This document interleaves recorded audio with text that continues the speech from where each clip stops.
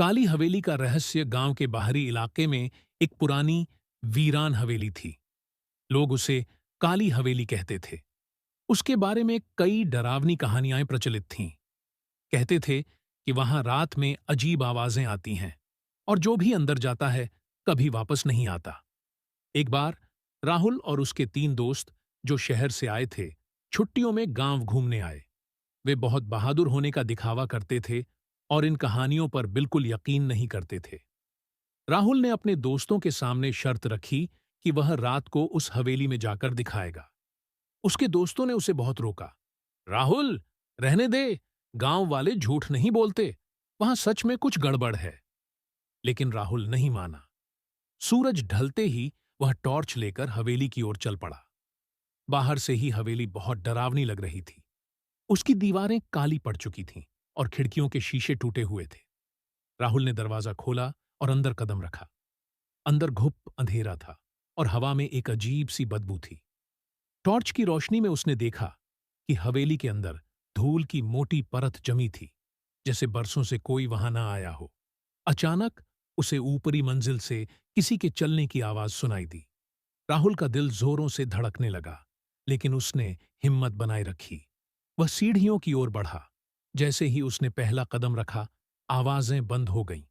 सन्नाटा इतना गहरा था कि राहुल को अपनी ही सांसों की आवाज सुनाई दे रही थी। वह धीरे धीरे सीढ़ियां चढ़ने लगा। ऊपर पहुंचकर उसने देखा कि एक पुराना कमरा खुला हुआ था।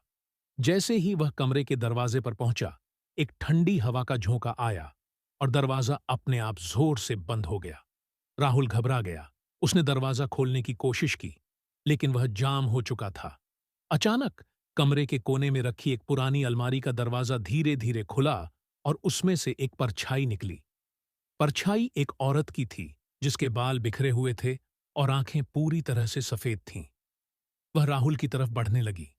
डर के मारे राहुल का गला सूख गया। वह चिल्लाना चाहता था, लेकिन आवाज नहीं निकल रही थी। औरत उसके पास आती जा रही थी और हवेली का तापमान अचानक बहुत गिर गया। राहुल को लगा जैसे उसकी जान निकल जाएगी।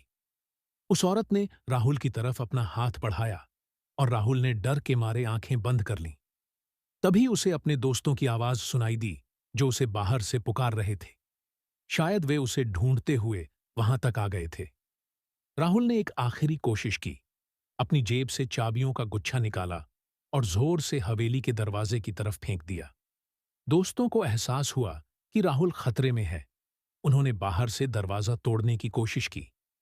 अंदर वह औरत राहुल की तरफ बढ़ रही थी। ठीक उसी पल दरवाजा टूट गया और राहुल के दोस्त अंदर घुस आए।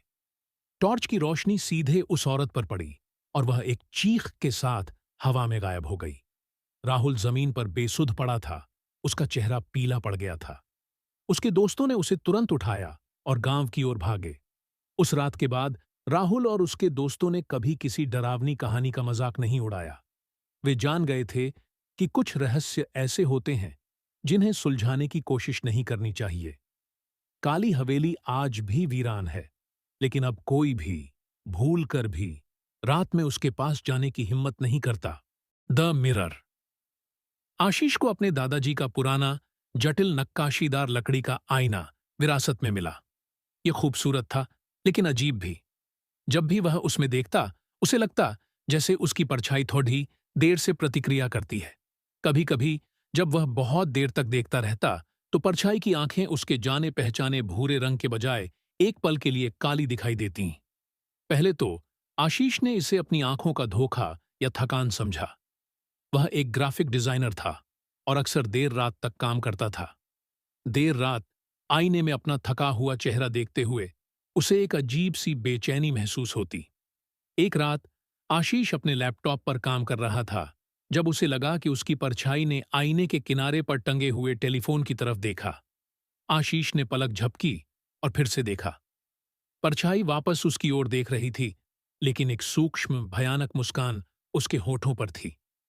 आशीष का दिल जोर से धड़कने लगा। उसने फोन उठाया और अपनी मां को फोन किया, जिसने उसे बताया कि दादाजी ने अपनी मृत्यु से कुछ हफ्ते पहले यह आईना अपने स्टोर रूम में बंद कर दिया था।